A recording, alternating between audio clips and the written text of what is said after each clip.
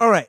Enough talk about Judaism and Islam. Let's get to the hot topic, the one true religion, the Catholic Church. Let's talk Yes. conclave. All right. Let's talk conclave. Matt, okay, before we get into conclave, Matt, Pope Francis, Frank the Tank, okay, like his career is over. He retired. He got a 12-year run. 0 I'm rings looking though, at so that's a shame. Yeah, I'm going to say here, look, if you look at Pope Francis for his career as Pope, he's got pretty good. He's got Hall of Fame numbers. You know, if you look at like conversions, homilies given, free throw percentage. But here's the thing: he didn't win the chip. Yep. He didn't bring a ring back to Vatican City. There are still Protestants in the world. Yep. And they're like putting Charles up numbers. Barkley. Yeah, exactly. Patrick Ewing, Charles Barkley. Yep. How can people say that Pope Francis is the greatest of all time when he was too afraid to confront his greatest on-the-court enemy, Joseph Biden, and excommunicate him? He was afraid of Biden's physical play style and aggressive dementia.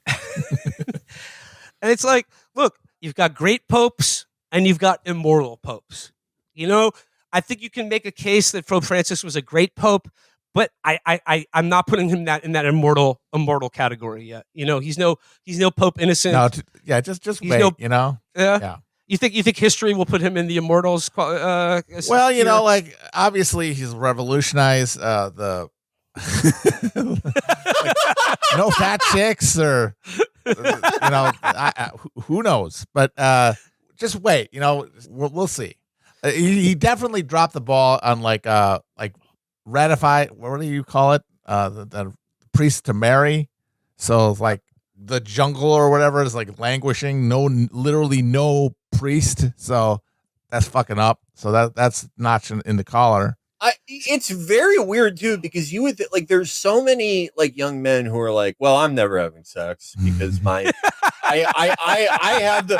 have the curse of an Alsatian brow, like whatever weird bone. I'm only stuff. 5'11". I'll never have sex. Yeah. My name's Apple Stopper. I think that's why I'm a virgin. You would think that it's like he could make some play for those kids and go, well, okay, here's a job where people will love you for not having sex. But that's such a good fuck. That's such a good point. Fuck. Because like usually they just had to draw from the ranks of closeted gay men, and there are less and less of those in the world today. But there's a huge population of unfuckable dullards who could finally get some like respect and full-time employment if they joined the priesthood. And this is a problem with Francis's tenure. He did not develop internally the kind of draft assets that could allow them to trade up and get into the next round of the religion draft. Yeah, and like, look, this is sort of like Francis dick writers, and I respect Francis. I think he was great, but Francis dick writers who insult old legends like Boniface, the Borgias. Yeah, well, they say, oh, well, if Boniface he went up against Francis today, Francis would destroy him because like the game is so much better, and like Protestants are so much like Boniface didn't have to deal with Protestants, and non-believers are so much more evil now, and there's so much more like worldly temptation than there was back then. Back then you could only tempt people with wine and raisins, and now we have video games and porn. And it's like, yeah, I mean, he has more to worry about. But when have you seen Francis use all the tools that are available to him? He did not create a priestly corps of the involuntary celibate. Did not try to make that guy from the Jordan Peterson subreddit Apple Stormer into a priest. Did not use the iPad to the most of his abilities.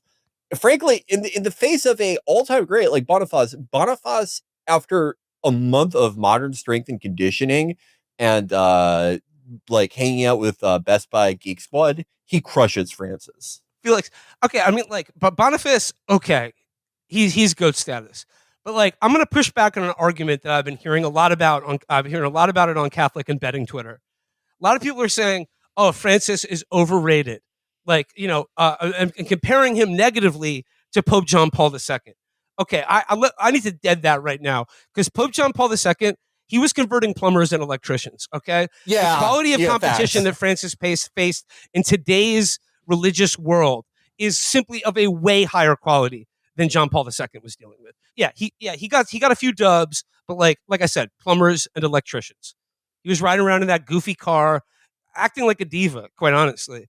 And like I just don't think he was running a zone. He was running the zone defense against non-believers. And Francis, so he could change to man. He could switch positions.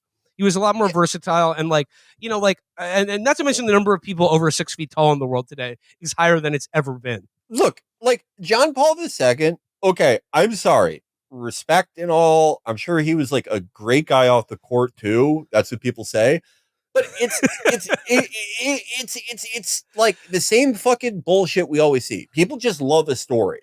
They love that he comes back from like an assassination attempt, right? And he got out of the league for a year. Yeah, he got out of the league for a year. They love his story. But I'm sorry, that just doesn't change the facts. You're completely right. To the people that he was impressing, which are these sort of simple-minded, hayseed plumbers who, by the way, they didn't have to deal with like the internet. These guys didn't have phones. They made enough money to buy a house off of a year's worth of making hay bales or whatever they did when he was getting started. And it's like you go up to that guy and you're like, hey, you should fucking believe in God. Okay, easy enough. Francis was going up to people who were raised by iPads. Their lives were miserable. Nothing ever worked for them. They never made more than $11 an hour. Pure misery and boredom and humiliation. And he still found a way to make a ton of them Catholic. I would like to see John Paul do that. And and everyone will point to John Paul's his championship when the Soviet Union collapsed, but he had Ronald Reagan and Margaret Thatcher on his squad. Yeah, he came to their team. Okay, he was ring shopping. Okay, and just because he got one doesn't mean I'm going to credit him with it. So he couldn't beat Thatcher. So, looking forward to the future, Matt. Protestants have been. I mean, they just keep winning rings. They keep getting the chip. What is the Catholic Church going to have to do to get back in championship contention? Well, just facing up the harsh truth. Vatican City is not a serious country. Flat out. It's not a serious country. I mean, Francis died, right? Died. And sitting in 12 years of grieving or whatever. It's it's chain of succession. It's one at a point, a vice pope. Just secure the chain of concession. And Dean of Cardinals or whatever, Cardinal Linga, cunning linguist or whatever. I don't know what the fuck. But it's not presiding to the election. That is not who to trust to the nuclear codes. It's not a serious franchise. Well, Matt, what and they have so much money too.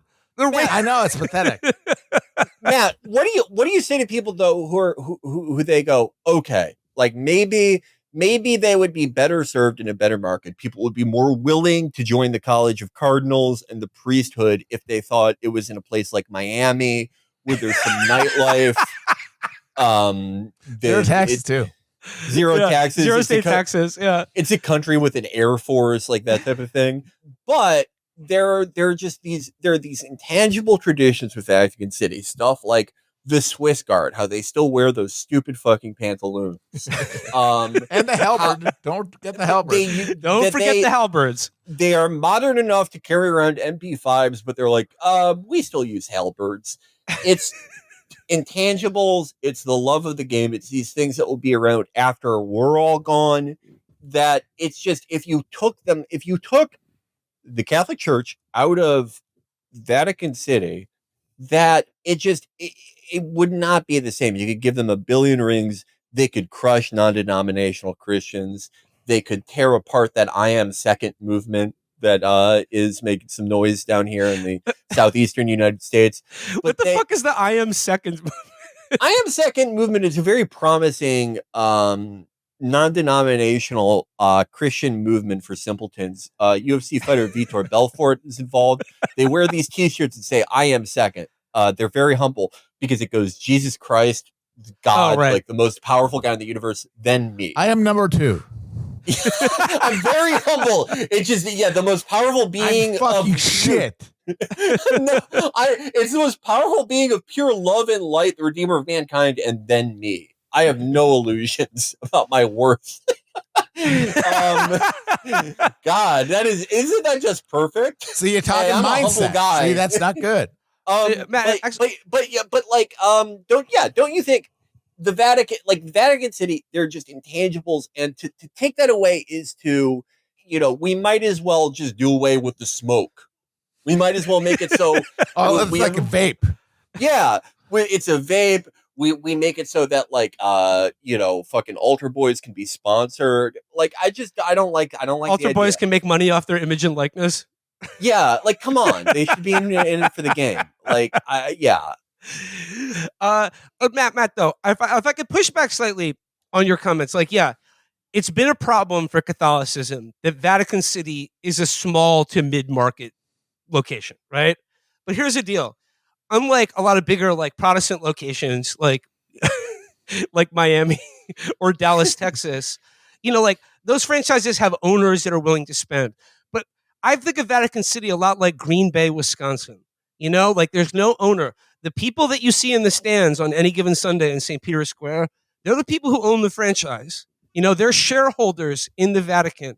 And I think if the Vatican were to move to Houston, Texas, or Sao Paulo, a big market like that, I think you would lose some of the intangibles that allow them to, draft top picks who want that kind of special experience playing for Vatican City. Yeah, and spending money by the owners isn't everything. Need I remind you of my team? What's happened with us? We had great GMs like Edward Bronfman, legendary GMs of Judaism. Edward Bronfman, a killer. But now it's we have this owner group where it's Bill Ackman, it's Sharon Adelson, Miriam Adelson, yeah. And they're spending shitloads of money, and we're, we have the big celebrity days with Michael Rappaport. And they're look, more we paid these people to be Jewish.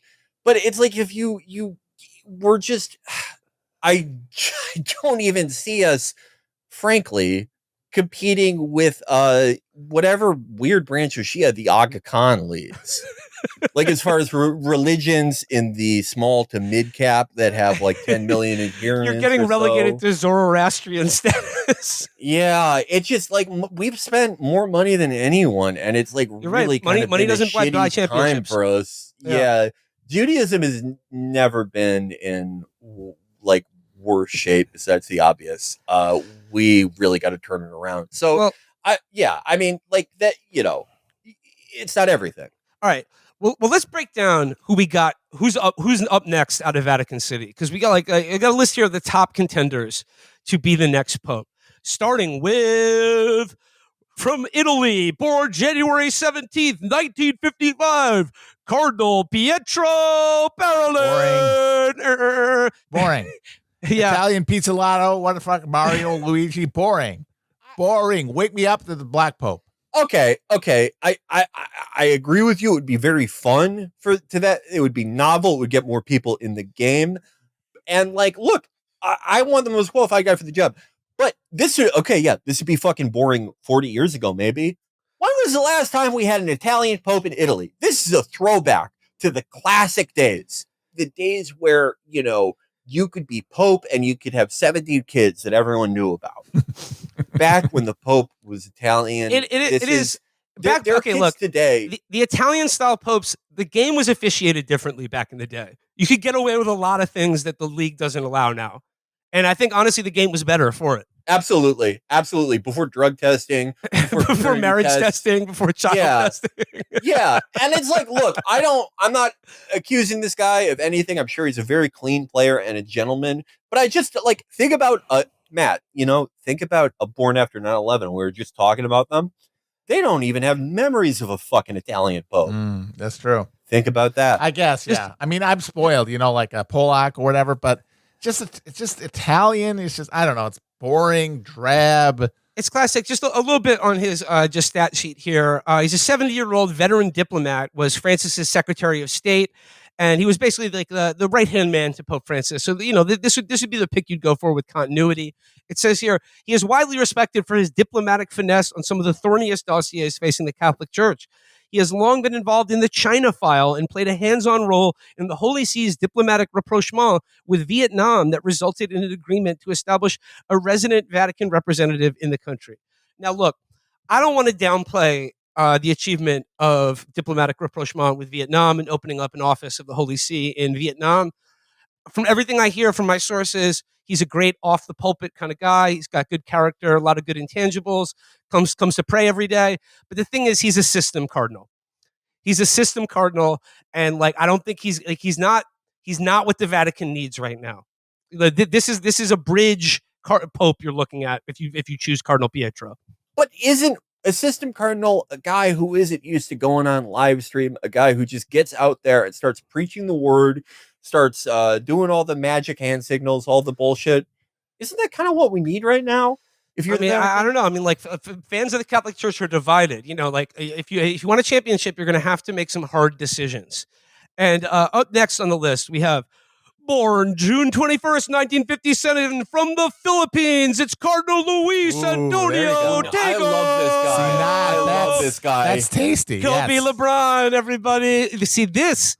Now, this is a pick that's got some juice, it's got some star power. A Filipino pope. Let's go. Yep. You know, I mean, like, no less. This is the flashy choice. You know, this is a guy you want like a superstar. You go with the Filipino guy. Oh my! He is going to be wearing papal slippers, the likes of which you've never seen. I'll tell you that right now. Adidas slides. yeah. Jordans. Yeah, Jordans. It says here, Francis brought the popular Archbishop of Manila to Rome to head the Vatican's missionary evangelization office, which serves the needs of the Catholic Church in much of Asia and Africa. Those are big franchises. A lot of fans there. His role took on greater weight when Francis reformed the Vatican bureaucracy. Tagle often cites his Chinese heritage. His maternal grandmother was part of a Chinese family that moved to the Philippines. Tagle would be on the young side to be elected pope, with cardinals perhaps preferring an older candidate whose papacy would be more limited. See, again, like, do you want a guy who's 70 and is only going to be pope for like, I don't know, maybe like, look, if you get 10 years out of a pope, you've like, it's worth the investment. But you could get 25, maybe 30 years out of Tagle. He could be a superstar for generations. Let's not forget, this guy, when he was just starting out in the pros, who did he face down but one of the most difficult render-on to Caesars ever for a modern Catholic professional? Rodrigo Duterte, an enemy of the Catholic Church, because of something, frankly, pretty bad happened to him that helped explain a lot, unfortunately. But he faced down Rodrigo Duterte. He lived to tell about it. This is a guy he's flashy, he's exciting, but he's not afraid of a physical style of play. He's ready for you to confront him. It says he was a breath of fresh air. Not too many assists. That's a weakness, obviously, but but the shooting percentage is off the charts. Are we talking about Duarte or Tagle?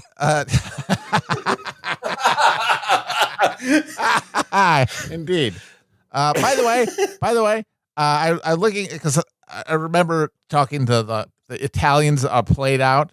Obviously, Cardinals like roster, I guess.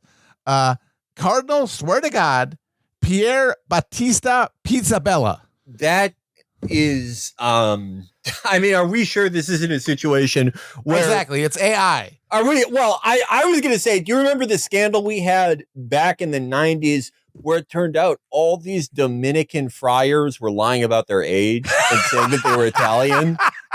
I mean, that is just, I've never heard an Italian named fucking Pizzabella. Let's check that guy, is all I'm saying. I mean, you see the news story, Cardinal Pizzabella, he did receive a prank call telling him he'd be selected as the next pope. But unfortunately, the prank call was made by the son of the head of the Lutheran church, who got his phone number from privileged information in the religion draft.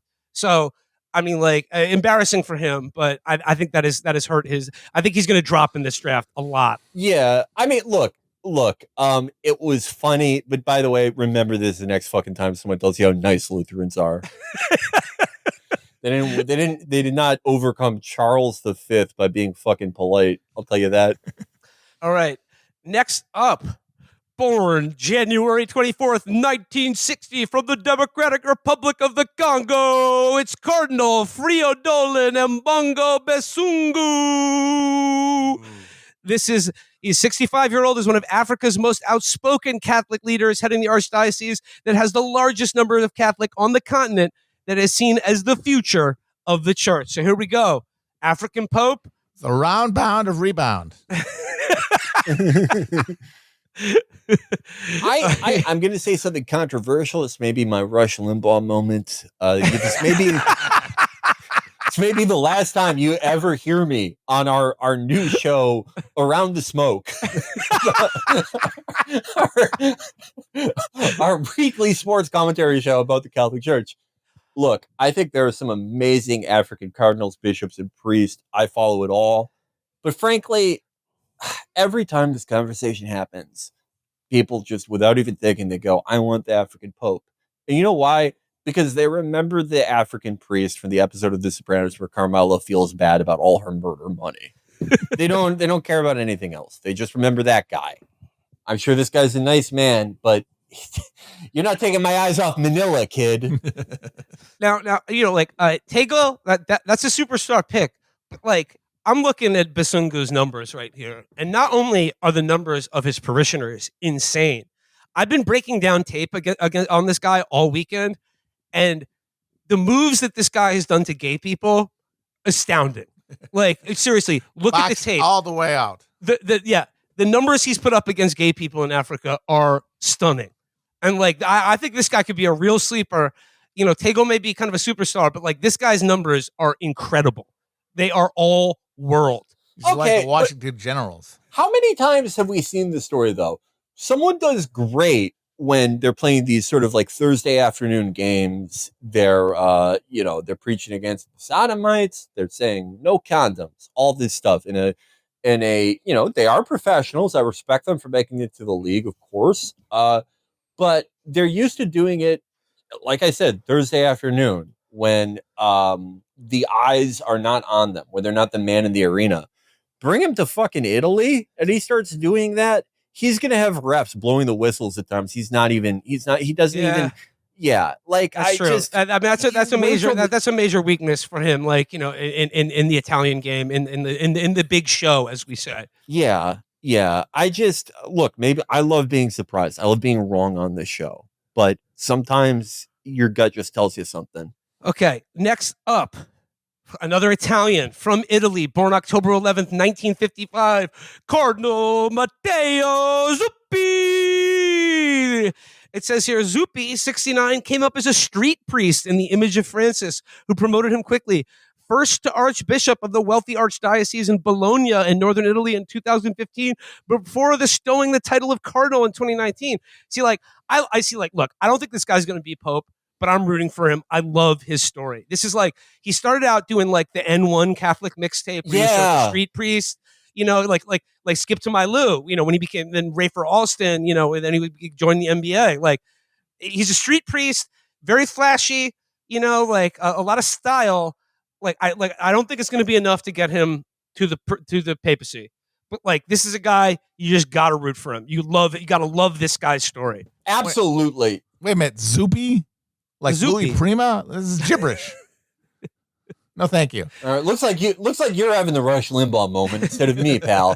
Listen, I love watching this guy play. He has brought so many new eyes to the game. We call this guy the king of Instagram reels. We used to see his conversions. We used to see his minor miracles, typical stuff you see in street ball. The removal of permanent cracks from stained glass, that type of stuff. But yeah, he broke someone's ankles and then healed them.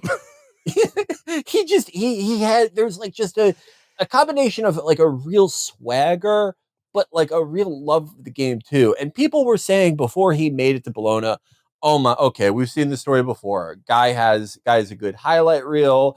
There's a team with they got some cash burning a hole in their pocket.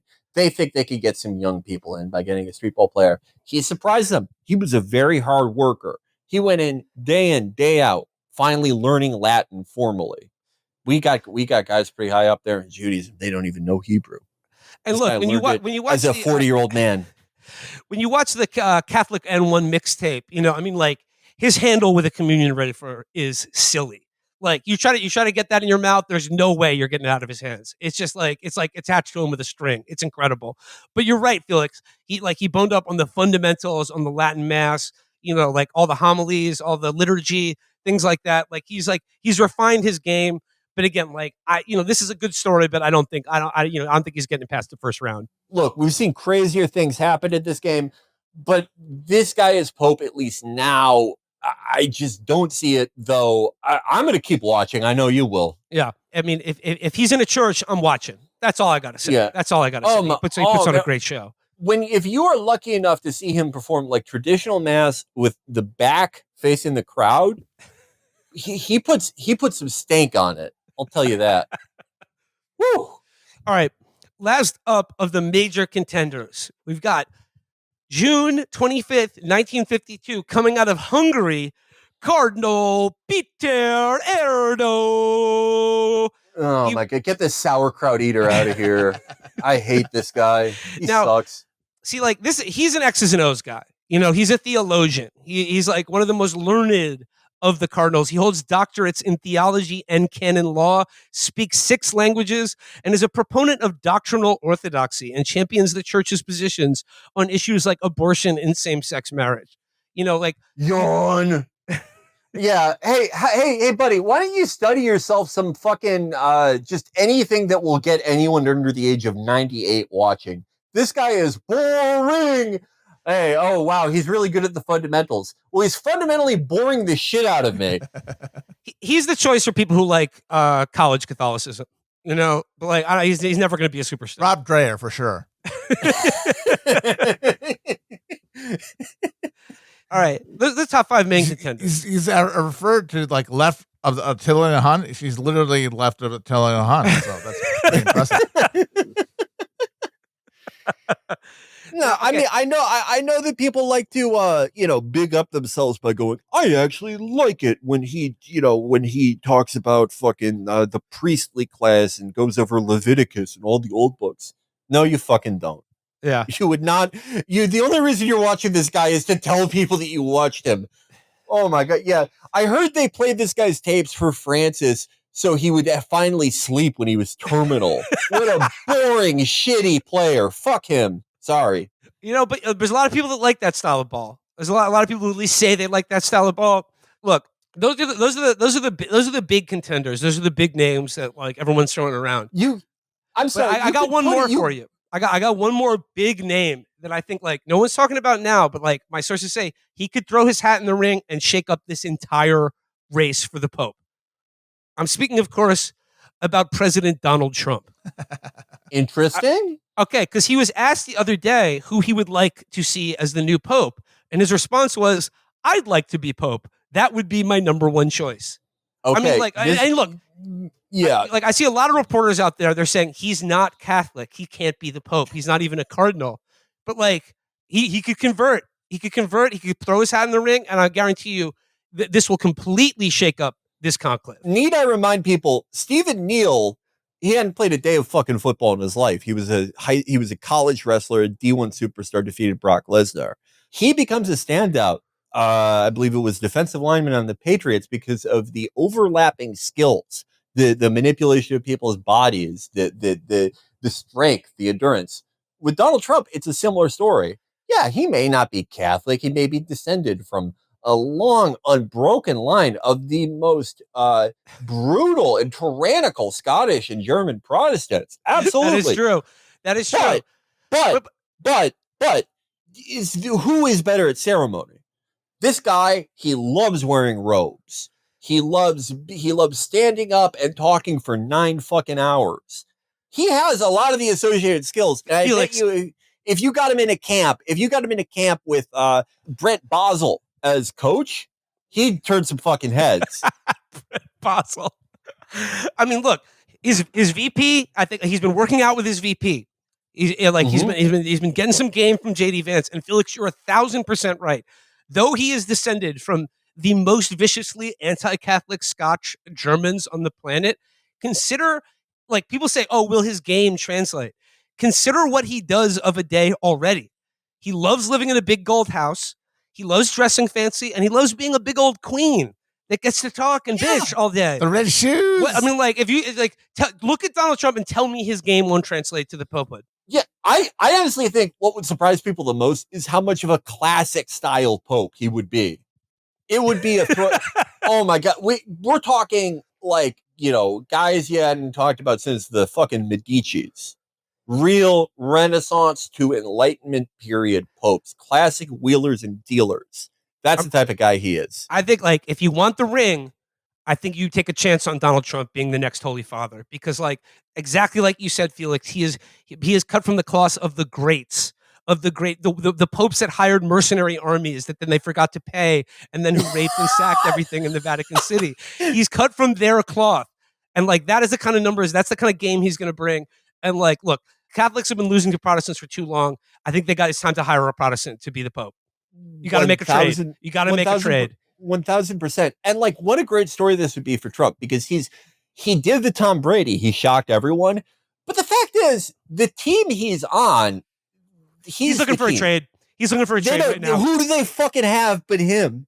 JD? Don't make me fucking He's laugh. like Giannis. They're out in the first round, haven't won a playoff game, 9 straight games. It's like they won one game on the road. It's just one game against the road against a guy who was senile. That's it. He's looking around his cabinet right now. He's got no shooters. They got no center. They're flailing. He's looking for a trade. I think you will see Donald Trump as the next Holy Father of the Catholic Church, and a spiritual leader of 1 billion people. I hope he can, just for his sake, for his legacy, we can get him out of there before the midterms. It's a pretty unfortunate stain on his record for such a storybook player. But I really Thriller in Manila. That's what I want. I would not be the least bit unhappy with this, though. I think he would really. You would be talking Borgias. You would be talking the classic style of Pope. You would be talking. I think Barron would do a great job as a papal bastard. I really, really think it could be what the game needs. Absolutely.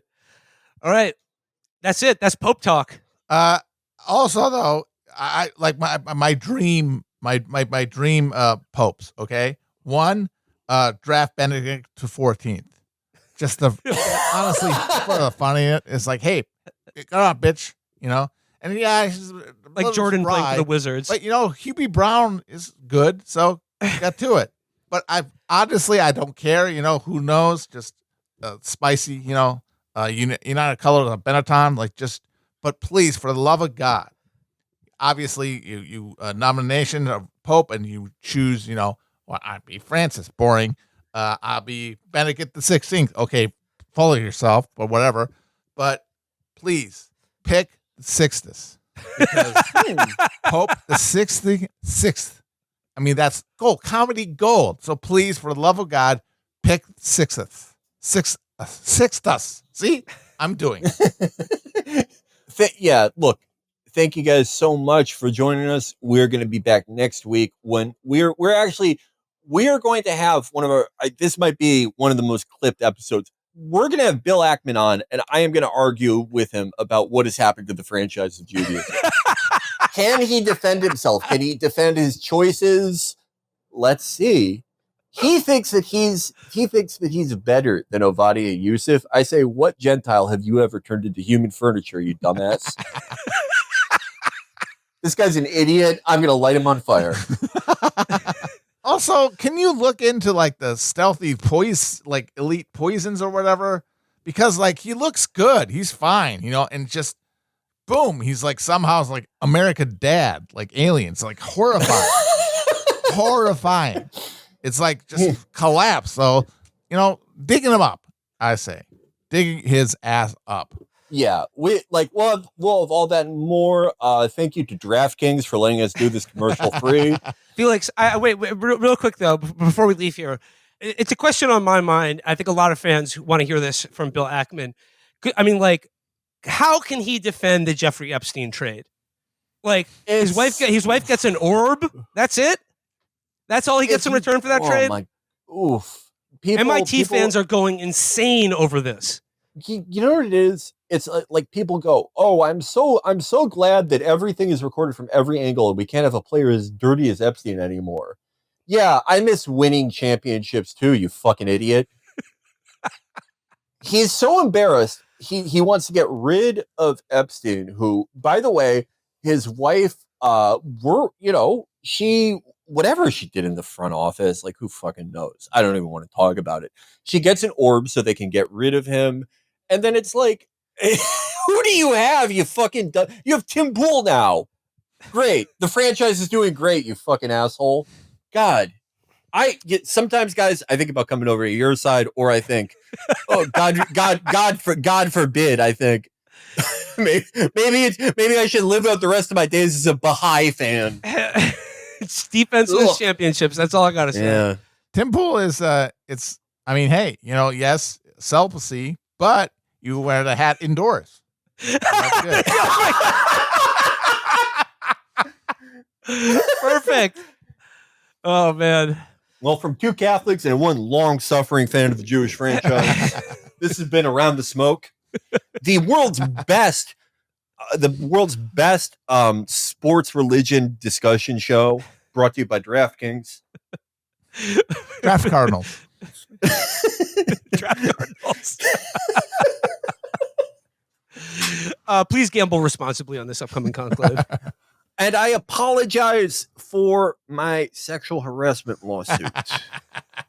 I messed up. You weren't supposed to see that. Whoops.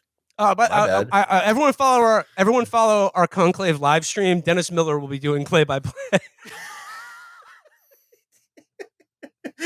We're having the baseball crank. That's going to be a real treat. Everyone's dropping by. We're getting Dreyer, he's going to be like, outside. He's going to be on the man on the street.